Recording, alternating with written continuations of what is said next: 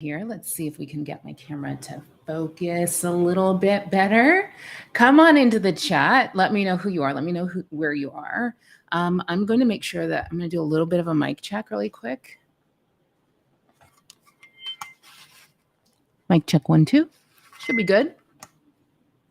Should be good. All right, so I'm just going to talk. I am just going to talk. We're just going to talk today. We're going to have a conversation today about what I'm calling boss lady TV, because that's what it seems like to me. Hang on. Let's see if we can get the chat live so I can see y'all. We're going to talk about boss lady TV. And when I'm talking about boss lady TV, the shows I'm primarily talking about are The Diplomat. I'm talking about Queen Charlotte. I'm talking about Mrs. Maisel, the marvelous Mrs. Maisel. I'm not really talking as much about Succession because that show was truly a bro fest for like all of them seasons, basically until the very last scene of the very last episode, where our beloved poor Shiv did make a boss lady move, for better or for worse. You know, I think she kind of had a Sophie's Choice situation there. And then also, just if you just wanted like a very bubblegum boss lady moment, you would watch The Great, which is about Catherine the Great on Hulu. Okay, so I was talking to some of y'all yesterday and joking that given what has been happening on television the last few weeks, I don't know if we live in the golden era of boss lady TV or the dark ages of boss lady TV, but it's one of them. It's one of them. And as many of you guys know me, I don't really watch television. I tend to watch things like 10 years behind everyone else. My friend Rebecca is always cracking up because I'll be like, oh my gosh, did you see that show Empire? Taraji Henson is amazing. And she's like, yeah, like 10 years ago. So I only watch television my rule is I only watch television while I row or while I'm on, while I'm working out pretty much. I just don't have a whole lot of time otherwise. But I started watching The Diplomat while I was on the step mill at the gym. And I was like, interesting. It was a fascinating moment for me because I was like, whoever is writing this show has actually worked with real life, really reluctant boss ladies in their journey of stepping into their power. There were some really closely observed realities that I see because y'all, creating queendoms and training empresses to step into their queen archetype, their goddess archetype, their warrior archetype, to own their genius and gifts and build the empires they were born to build. That is literally my ministry. All right. So I was like, that show kind of started me down this path. I had watched Maisel forever. It really only in the last, season did it emerge to me as of a theme with The Diplomat. And then I was watching Queen Charlotte, as some of you know, in part for the representation of it. My daughter is very obsessed with princess culture. And so I was like excited to be able to show her someone who looked like her and had hair texture like her, with a queen in a queen role. And so, but as I watched all of these shows for various reasons, all of these themes started to emerge. And I wanted to share with you some of the themes that I saw about what Boss Lady TV gets right about a woman's path to money, power, and success in this life, and what it gets wrong. Okay, so it's going to be like, I think it's going to be like 4 rights or five rights and one wrong, one really wrong. All right, let me just check the chat, make sure you guys can hear. Okay, great. All right, so the first thing that these shows get right is that most boss ladies, most powerful women, whether they're in corporate or in entrepreneurship, doesn't matter. Most powerful women who own, when I say boss lady, I'm talking about somebody that owns their power, okay? Like that is not shrinking down, is no longer accepting the disharmony of being in a shadow career, shadow life, knows what her genius is, leverages it, wields it. Somebody in that ruler archetype. And that's actually a good way for us to get into this one, because it's a bit Jungian. Ruler archetype, building an empire for the benefit of all. Most boss ladies that I've ever worked with, and I've worked with a lot, are reluctant boss ladies at first. The path and process of a woman in this planet Earth in this season coming into her own power, unrepressing what needs unrepressing, um, and owning her genius and then wielding it, leveraging it to build whatever she's called to build, that is a very Jungian hero's journey. Okay. And like the heroes, like the archetypal hero's journey, almost every hero in a classic hero's journey refuses the call a bunch of times before they accept the call. Refuses the call to adventure. The hero refuses the call to adventure, right? The call to the battles, the call to the quests. Most women I know who become, you know, queens of their own empires, whether they're in a company or not, your life, your family might even be your own empire. Most women are relatively reluctant to step into that level of power at first. Okay. We saw this in The Diplomat, where this woman was literally being groomed for the role of vice president of these United States of America without even knowing it. Like everyone around her, and this is really common, I see this in my business all the time. Everyone around her recognized, oh no, she's actually that good. She's actually that level. She's actually that badass. Everyone around her recognized her and took her super seriously, more seriously than she even understood her own power to be.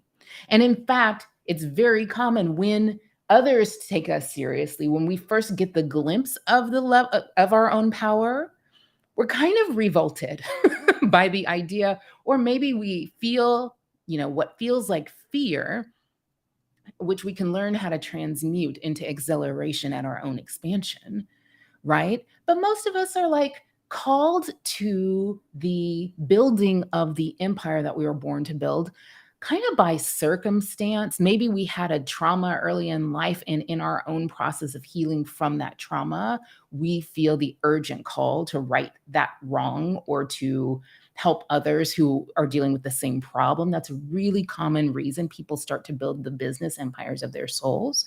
I used to work in Silicon Valley, and I would joke like, you show me the founder and what their business is, and I'll tell you pretty closely what their childhood trauma was. All right. Um, so that's a really common arc. I think also just desire, circumstances. I love this right now in this season. I'm seeing a lot of empire building women be very activated by their own desire energy. Like there's something, there may be an urgent crisis or calling that is a gateway to their stepping into their power, but sometimes it's just like sheer desire, either a desire to play a specific role that we're feeling called to play, or a desire to live a certain kind of life, right? I've shared with some of you that like I had a really good life and a really good business and stuff, before I had my 5-year-old come to me. But when she came into my life, given her unique wiring and given the unique life that we were, that began to dawn on me that we were called to live together, it was like, oh, this business has to like 10x because like this kid needs a staff. I need her to be able to ride horses every day. She needs to be in the ocean all the time. I need to live in a farm by the beach. Like the business needs to run like this. We need to impact this many people for me to be like satisfied in the world, in my life, in my body, in my skin, in my gifts, and my genius, my talents. So that meant ipso facto ergo, the business has to do a certain level of business. And to support all of those people, it actually had to get to empire level. Right. And there is a law of spiritual economics to the effect that there is already supply in this universe ample for every human need, but supply doesn't flow unless it's demanded. And one of the most powerful ways you can flow demand to place the demand on the cosmic supply is with the energy of desire, which is the same as saying the energy of love. Right? Falling in love with that's why I am constantly using that Joe Dispenza phrase, fall in love with your own future. You got to allow yourself to want enough of what you really want to fall in love with that, for that love energy to power you through the challenging inner work. Now, I'm not necessarily advocating for hard outer work, but I'm saying the challenging inner work of coming into your own power, sidestepping your inner log jams and building what you came here to build. So we saw this with the Diplomat. We saw this with Mrs. Maisel, who is probably one of the more aligned queens that we see in these shows, but was originally a housewife. She didn't set out on a journey to do this, right? Her husband left her. And in the wake of that crisis, she was literally inspired to get on a stage and be funny, which she'd been doing her whole life. And then that energy, and then that became so irresistible because you know what? Catch this principle. Alignment to your true self is totally freaking irresistible.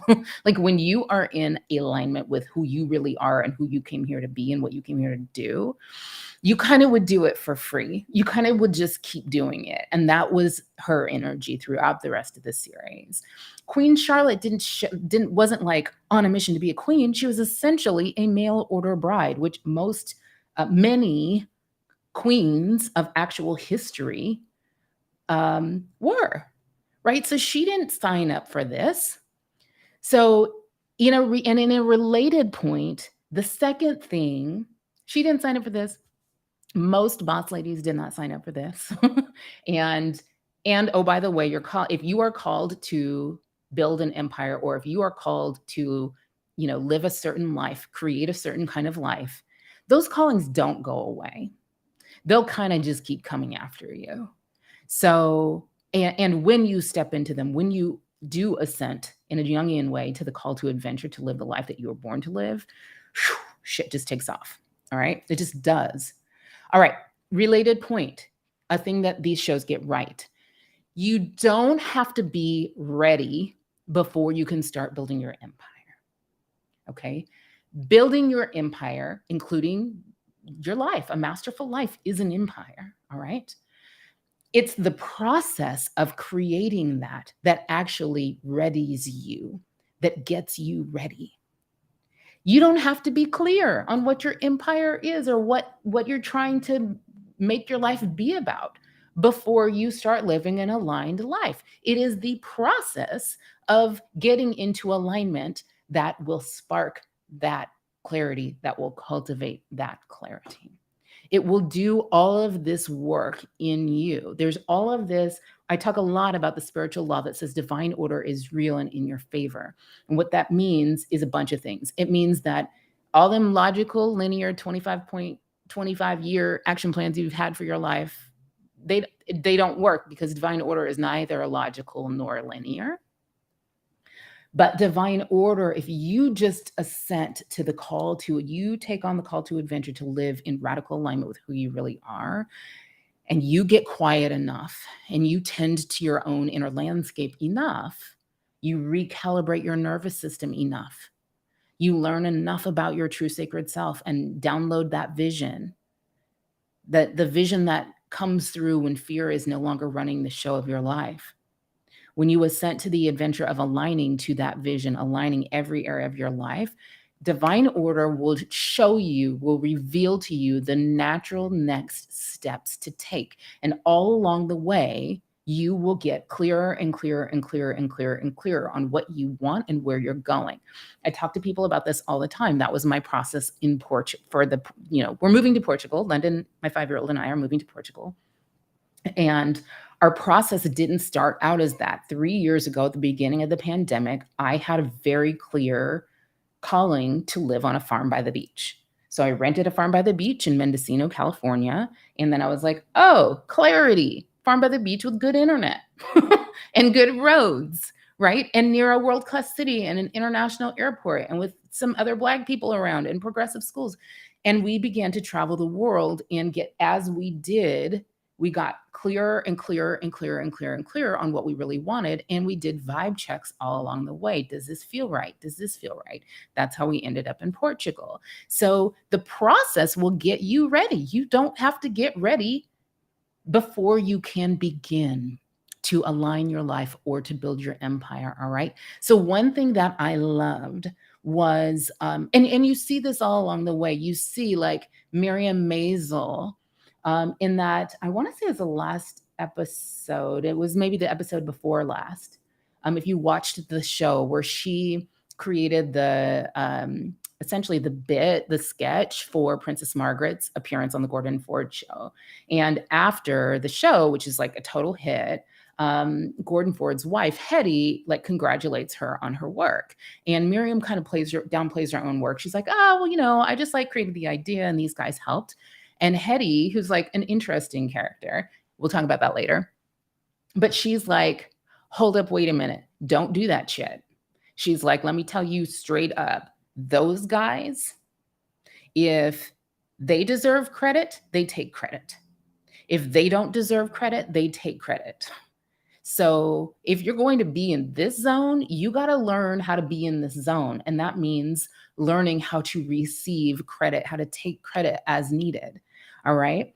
So there are all these ways in which we see many of these characters start to, because of the learning that they experience in the journey, they start to expand and step into their own power, right? They start to get readier and get clearer on what they want by virtue of being in the process. You see Queen Charlotte at first is just like very compliant. She's a well-bred, well-trained, woman of her time. So she's just like, I'm just going to sit up in here in this big ass castle and eat breakfast, lunch, and dinner by myself and change clothes 50 times a day. And like, this is lame. All right. And at some point she storms the house at Q and is like, yo, really? Y'all are up in here like torturing my beloved? Nah, you know what? We're not doing this anymore. We're not participating in this anymore. You're fired. You're this. Mother-in-law, do what you got to do. I'm going to do me. You do you. I'm going to do me. Right? There's all these ways in which you see the actual experience of being on the journey gets them ready. One of my favorite examples of this in these shows is The Diplomat. So in The Diplomat, the Carrie Russell character, there's this wonderful moment where she's like, she's a doer. And so many women, boss ladies in the making, have gotten a lot of their success in life, a lot of their external validation in life, a lot of their love, attention, approval, affection as children for doing superhuman things, for doing hard things by themselves, for performing and producing at superhuman levels. And so they think that that's what they're really good at. And they think that that's what they want and like. And they think that this creates what I call I'll do it myself syndrome. I see it in boss ladies all day, every day. And I used to see it a lot in myself. So there's a place at the beginning of the show you see where the diplomat is she's very much a doer. She was a doer for her career. She was very good at it. She got rewarded for that a lot. She thought that's the part of the job that she liked. So she's in a moment where she's scurrying about. She's elevated from doer to ambassador of the United States to the UK. She's solving this big world crisis. And she's sort of scurrying about. There are a couple of her staff members here. She's scurrying around going, I got to call this guy. I got to do this thing. I got to do that. I got to blah, blah, blah. I got to do this. And one of her staff members is like, ma'am, can we help you with that? And she's like, no, I just got to go call so-and-so and like get blah, blah, blah on the phone. I got to do this. And at some point, the dude who's like her chief of staff kind of approaches her and he's like, hey, ma'am. He's like, you know what? I'm super smart and she's super smart. And you know what? We actually work for you. And there are like 800 of us. You literally have a team of 800 people who now work for you. Can we help you? Can you let us help you? And she says something. I wish I had $1 for every time I heard a boss lady in the making say. She says, no, it's easier for me to do it myself. Like, it's actually too hard for me to think about how to convey to you, communicate to you, assign to you, delegate to you. That's too hard. So I'm going to just do it myself. And he's like, he like actually does her a great service. He's like, that's just not going to fly anymore. I know that you like this part of the job, but this job that you have now is way bigger than you can do by yourself. So you just got to try. You got to figure it out. You got to learn how, right? And she's like deer in headlights a little bit, like, oh shit. And I've seen that look a lot among women who want to have something big because they're called to that. They're destined for greatness, but they think they don't want to manage a team because they don't know how to manage a team because they've never had to manage a team, right? They've gotten so much validation for doing, they've never learned how to manage a team. So they think they don't want that. It feels scary because all shit you're brand new to feels scary, especially if you're used to being super great at everything. You're not going to be great at team at first. All right. So she's kind of deer in headlights. And in that moment, the other person on her staff who was standing there watching this happen brings her the phone and is like, here's the guy you were needing to get on the phone. Okay. Like, I did that for you. And then she's like, all right, you guys can come in and like, let's do this. So even the fear of running a team, and I tell people all the time, if you come into me and you're like, I would like to build an empire, but I don't want to have a team, then I will say, then you don't want an empire, because there is nothing. That's one of the gifts of human design, is to teach us there's nothing big or great or deeply impactful or transformational in this universe that can be built by one person. It takes multiple types of people. You have to know what your gifts are and what someone else's are. And do you have to start with a team? Not necessarily, but we need to learn to do things together. And many boss ladies have a little bit of trauma or a lot around either relationships or betrayal or the tax, the spiritual and energetic tax that other people can put on you, or, the fear of other people being dependent upon you. So even the process of creating your own aligned life will require you to get help. It will require you to not just to get help, but to expand your capacity to receive help. All right. All right.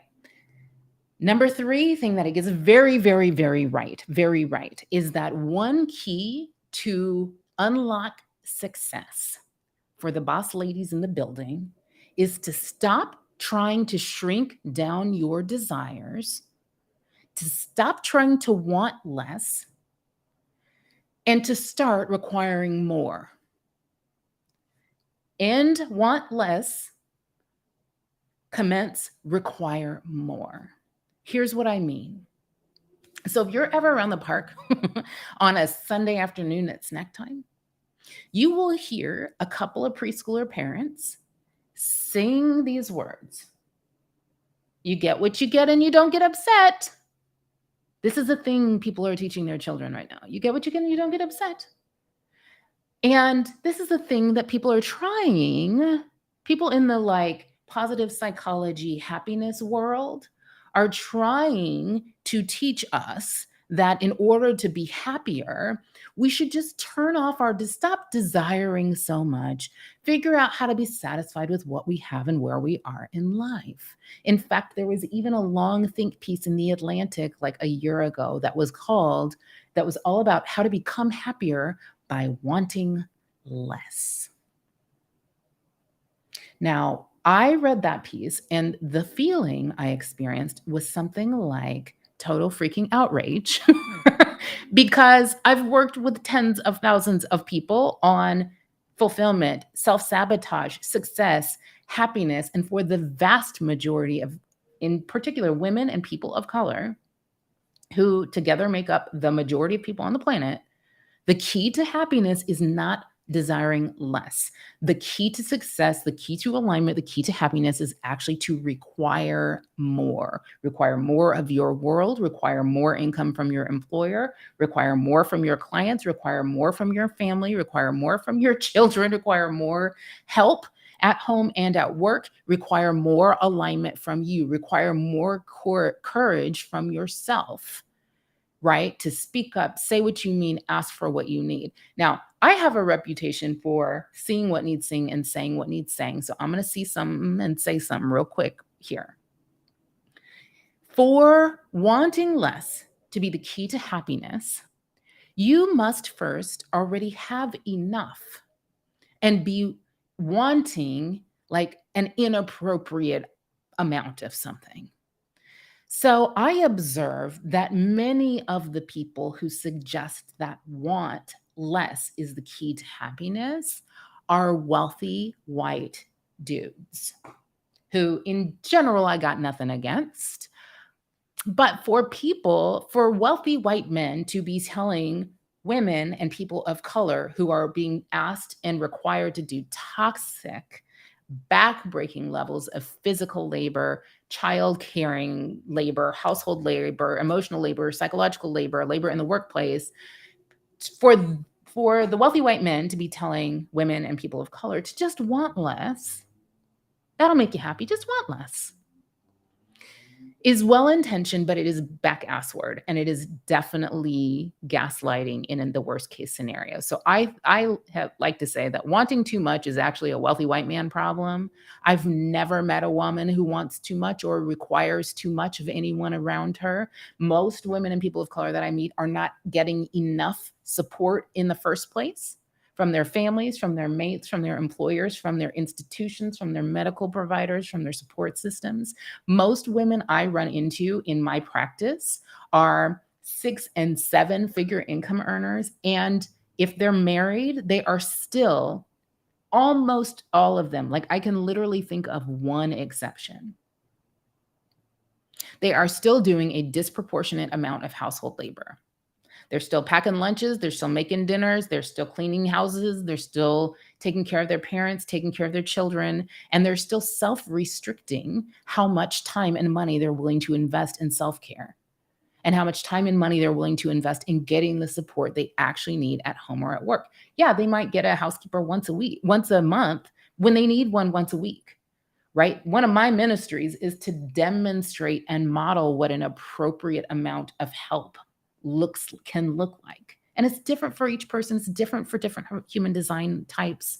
But if you know me and you know London, you know that London has a part-time. She goes to school full time. She has a part-time nanny. We had a live-in au pair until just now because we're about to move. We'll have someone there though too. We have a country club that has a kids club at it. It takes all of that in order for me to satisfy my commitment to her that she's never really around she's never being cared for by a depleted adult. Because I think children are particularly vulnerable when they're being cared for by depleted adults. So most of the women I know need to require more income from their jobs. They need to require more from their doctors. That's a whole other sermon. But truly, so many, I was medically misdiagnosed for almost 20 years with a chronic condition. Many women I know have that same story. Medical gaslighting is constantly like, I was told for years, you're just working out too much. Take some ibuprofen. People hear, maybe it's hormonal, or maybe you just weigh a little too much. Lose a little weight. Or you're just getting older. This is just part of getting older. It's literally the medical equivalent of you get what you get and you don't get upset. Like, want less well-being is what they're saying, right? So no, I want you to become unwilling to want less, like the women in these shows. I want you to be requiring more, require more help, require better care, require more income, maybe raise your rates if you're in business for yourself, and definitely require more sovereignty. Require more sovereignty. I had a friend recently ask, I was in a room full of women, and a friend of mine who's not a woman asked me the classic Freudian question: what do women want? What do women really want? And I was like, oh, hold my champagne. Let me tell you straight up. Women want sovereignty and slow mornings, period. And everybody in the room was like, yes, that. All right. So, what is sovereignty? Sovereignty is you deciding what you want. Sovereignty is you deciding how you spend your time, who you spend your time with, what you do with your time at work and otherwise. All right. So, I'm going to come back to sovereignty and I'm going to double click on that in just a second. But I just want to make the point that if you are a person who is like, but my life is really good, it's really kind of irresponsible if I take risks to try to get what because I think I want something else. Let me just tell you that trying to change or shrink down or edit what you want, trying to make yourself content, try if you want to. There's no external arbiter of what you should want. Okay.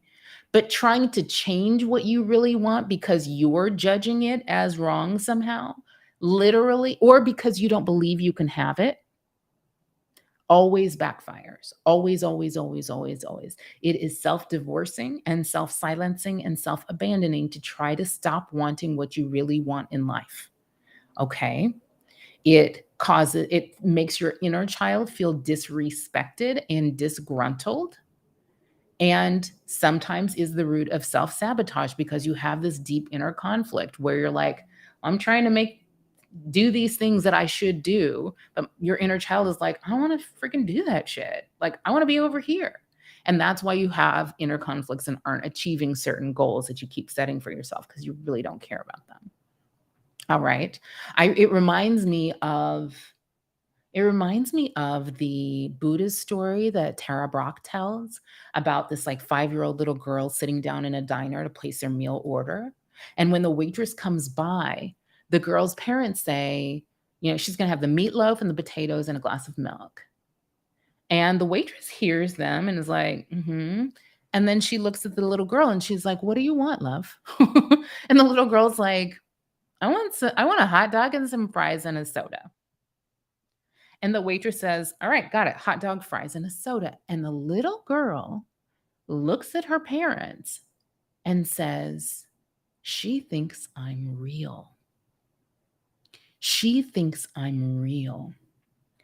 All right. And I think that's one reason I was so offended by this idea that people should just want less to be happy, because most women that I know, actually most transformational entrepreneurs that I know, most alignment seeking, super ambitious and deeply soulful humans, men or women, most of them have been hearing the advice to want something other than what you really want most of their lives. And they've been trying to follow that advice their whole lives. This is the advice that's at the root of most shadow careers, shadow relationships. It's at the root of most inner conflicts and self-doubt and self-sabotage that arises when you try to upgrade your life in the ways that matter the most to you, or try to do your passion projects and you just can't do it. If you were constantly taught as a child not to want what you really want, that may be why you feel so pulled in so many directions. And it's why so many people spend 50 years working their hearts out to live lives they don't really like. Just plot on this treadmill, checking off the boxes somebody else calls success, right? So the good news is that your big self never dies. Your big dreams never die.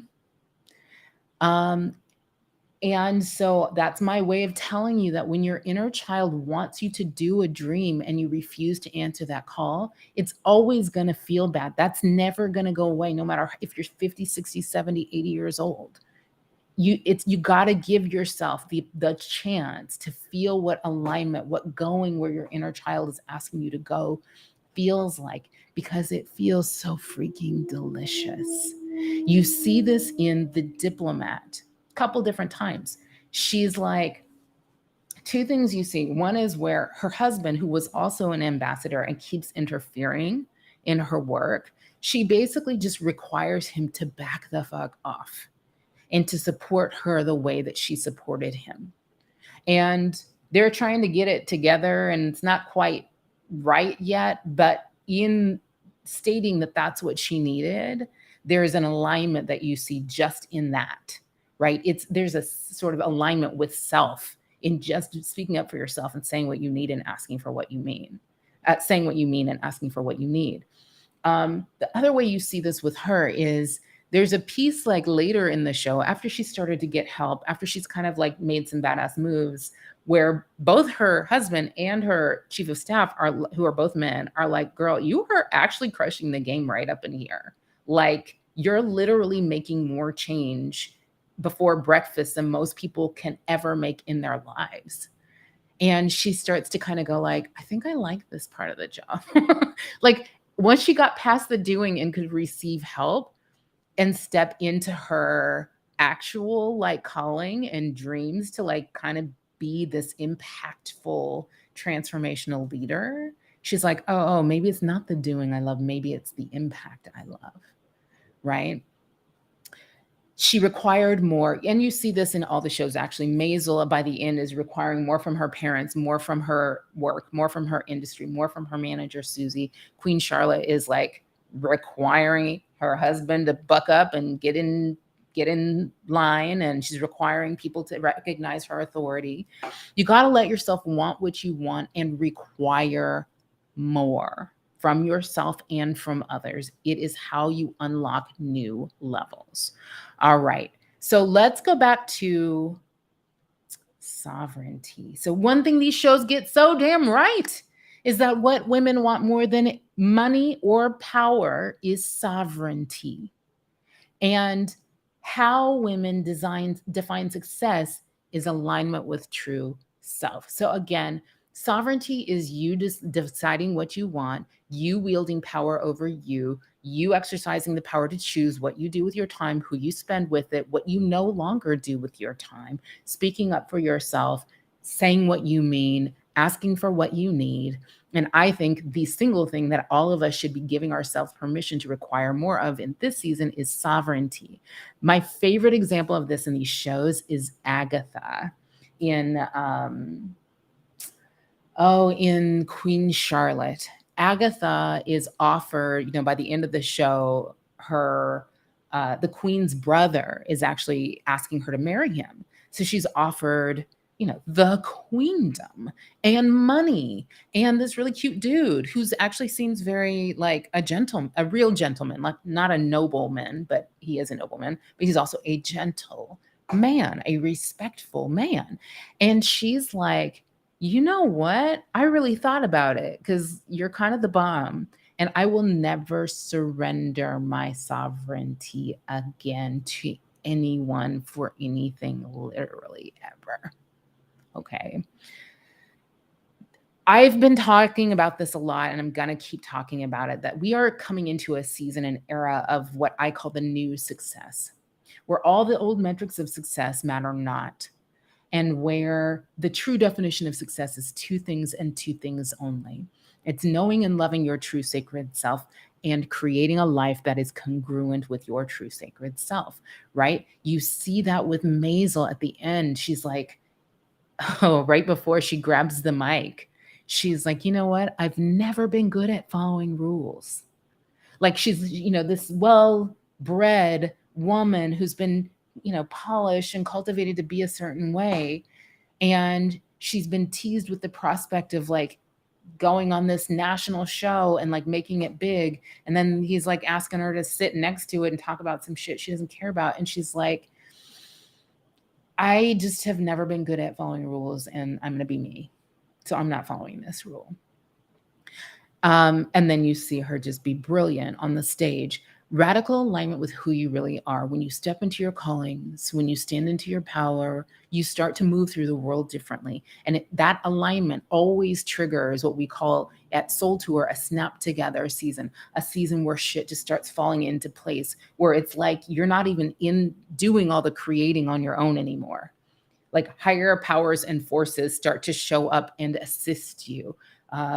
Coincidences begin to happen and befall you. We hear this all the time, including from Soul Tour members in our programs who are like, dang, like I took what I thought was a natural next step because Tara said take the natural next step, but I took this one step and then it was just like spirit started just doing all this other stuff. People were offering me raises. I was just trying to go, change what I did during the day. All this other stuff starts to happen. I wanted to share with you this quote from that scene in Maisel, where she says at the end, I want a big life. I want to experience everything. I want to break every single rule there is. They say that ambition is an unattractive trait in a woman. Maybe. But you know what's really unattractive? Waiting around for something to happen.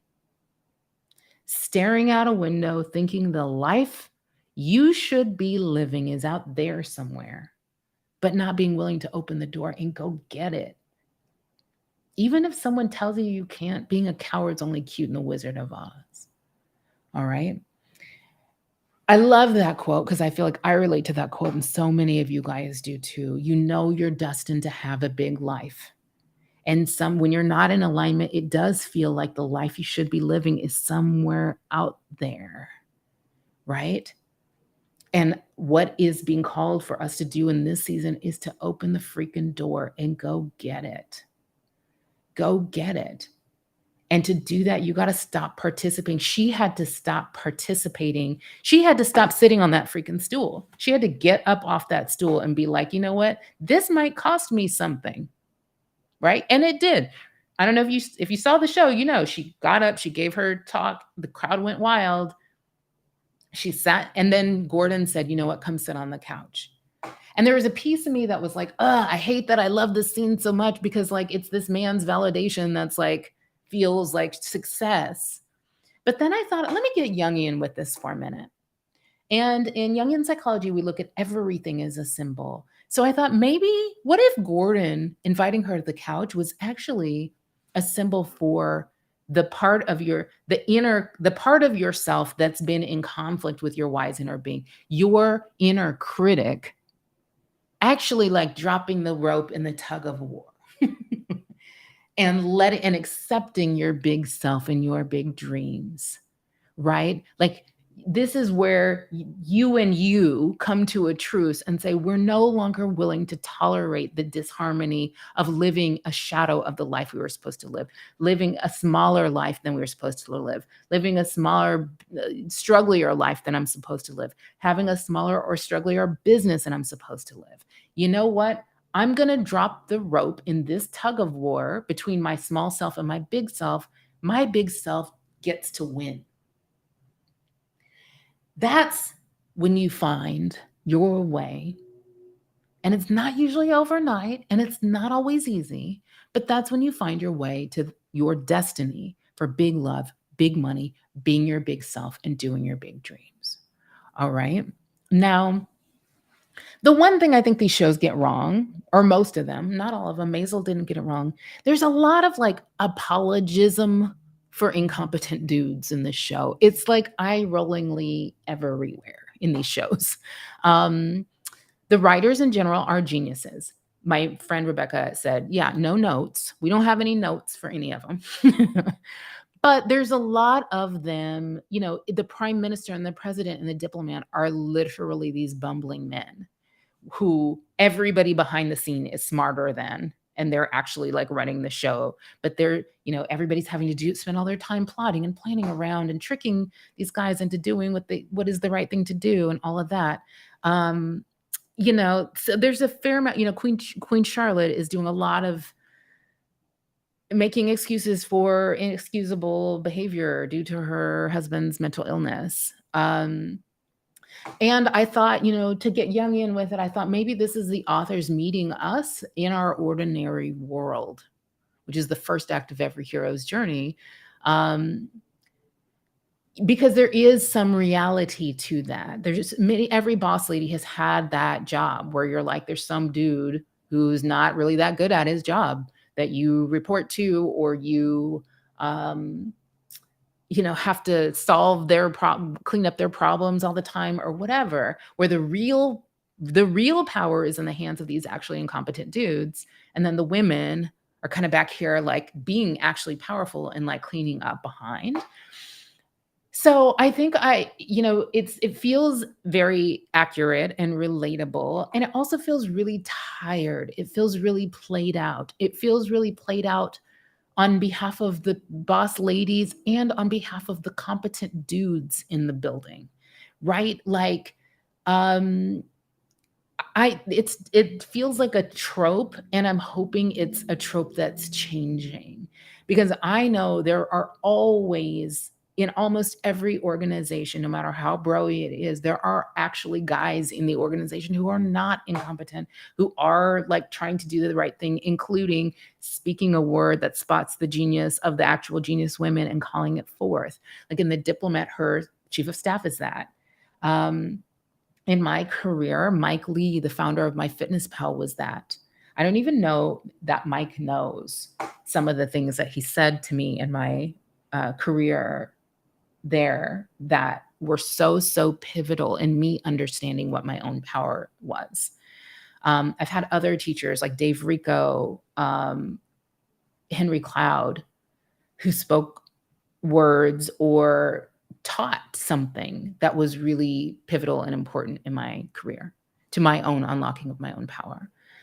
So I'm kind of like not willing to participate in the incompetent dude trope anymore. It's just like unnecessary. I hope we all are. All right. So I want a big life, says Mrs. Maisel. I want to experience everything. And I know so many of you feel that same way. I'm going to go just check the chat really quick. Somebody says, oh, I'm sure it's Joy, because she's talking about her mom in hospice. She stayed at her place that needs work. Yes, you need sovereignty and you need slow mornings, my love. We all do.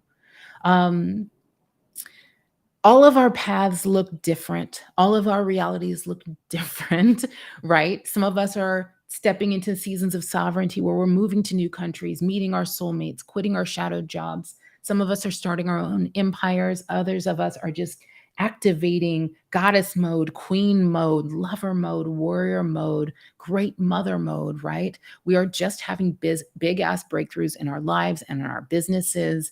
This is what I am privileged to be able to shepherd people to do all day, every day at Soul Tour. So before I sign off today, I want to invite you to the program we're enrolling in right now, which is Life, Self, and Money Mastery. LSM is a 1-year guided journey to be your big self and do your big dreams before you die. What we do is we guide you through the Soul Tour self-mastery method in every area of your life over a year. We turn off your inner resistance and fear-based thought habits. We recalibrate your money blocks so you can start living a powerful new story. We help you actualize your true big self, your sacred self. So you stop playing small, stop sabotaging your best ideas. We teach you how to turn your thoughts into things without hard hustle, right? Without grind, hold on one second. I'm going to get you. Without that, like participating in the perform, conform, produce nonsense anymore. Without apology either, right? Very, very unapologetic is kind of like a thing for me. I'm like really into it. It's the only way to live. Once you start living that way, you kind of don't go back. We teach you how to tune into what your true self really wants and let yourself start wanting what you really want. I've just dropped the enrollment link into the chat. We teach you how to get into alignment with divine timing and divine order and how to follow through and take inspired, easeful, playful, joyful, masterful action to create the life you were born to live. All right? It's a sacred space. It's an integrated personal and money and career growth roadmap. It's a whole year of big ass breakthroughs. It is an electric spiritual community. We gather online and twice a year in real life. You get coaching. You spark alignment. We help you implement everything you learn into your real life. And I teach you the spiritual and practical rituals and tools and practices that I've developed over my last 47, 48 years of boss lady living. All right. So let's see. The program, I'll just briefly tell you what the program includes. It includes a 30-day on-ramp to build the new habit of doing this daily ritual that I do to get into alignment every single day before the world can get to you. You get a money mindset and income accelerator, quarterly life, self, and money mastery academies where we do themes for our both of our like journaling and workbooks and our daily rituals, themed around radical health, aligned wealth, authenticity, love, and wisdom. And then we do a whole quarter at the end of the year around creation and manifestation of your new reality. You get my proven daily rituals in your email inbox and SMS 6 days a week. Small group coaching calls with a success squad of people who share your human design type. Again, you get two in real life gatherings a year, one in October for Upgrade, Your Money in Your Life, which is my annual event, and one next month. So, those people who enroll now, and we only had 25 tickets to this event, we've sold 16 of those tickets. So, if you enroll right now, you get a VIP ticket to the in person gathering I'm hosting June 21st and 22nd in Berkeley, California. We call it the Align to Millions experience. The first night is my Align to Millions book launch and a Bon Voyage party because I'm moving to Portugal. We'll also do an intention setting ritual together. Then the next day, we're going to do a full day of Align to Millions method workshops. You also get a 30-minute one-on-one breakthrough session with my in-house possibility coach before you come to Align to Millions experience, so you can kind of set yourself up to make the most of the experience. She will help you put a plan in place for how you can have a truly life-changing experience while you're there. Okay. So let's see, is there anything else I did not talk about? Oh, we have this list of journals we're going to be dropping monthly. And those are just included with your membership. There's a bunch of other stuff. You get on-demand access to my anti-procrastination program, which is called Do Your Dream, and my money block dissolving program, The Secret Money Archetypes. We do quarterly integration challenges where you'll actually get guidance, and all as a community, all at one time, we'll be engaging in challenges to integrate what we've learned in our real lives. Like, this program it's not just about spiritual community and spiritual practice. It's about spiritual community and spiritual practice that you integrate to be more successful in your real life. And I'm talking about success of the type I just defined for you: knowing and loving your true self and creating a life that is congruent with that. Note that this is not a business program. If you have a business that feels smaller or strugglier than it should be, according to you, or you want to have a business and you're just not sure how to build the empire of your soul, then you should come to soultour.com/breakthrough call and book a call to see whether you should be in our Empires of the Soul program, which includes the Life and Self Mastery program. All right. So, if you're ready to step into your life of big love, big money, being your big self, and doing your big dreams, you have to know that the only way you can align to this level of success is from the inside out. So, if you want to activate your inner Mrs. Maisel and live that big life. And like I said, that big is whatever it is to you. Now, my big life is literally a global, worldwide life. But there were many years where big life to me was just a life of generational curse breaking inner peace. That was big. It still feels big. Every day I get to live this, it feels big. All right, guys, I'm going to let you go now. This was so much fun to share about these shows and talk about these shows. Let's see. Oh, great. Someone saying, maybe it's Joy saying she's looking forward to the journals. All right, guys, you know what I'm going to do is I'm also going to drop the breakthrough call link into the chat really quick, just so you have it in the comments. Know that it is memorialized in the comments. All right. And I'll see you soon. Keep your head up and your heart out. I love you all, and I'll see you soon.